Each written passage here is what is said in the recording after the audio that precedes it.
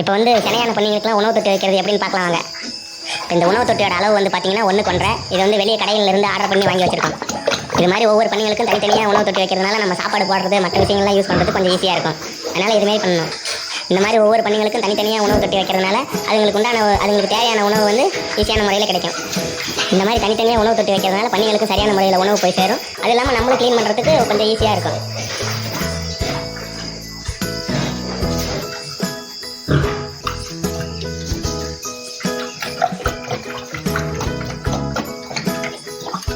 நன்றி.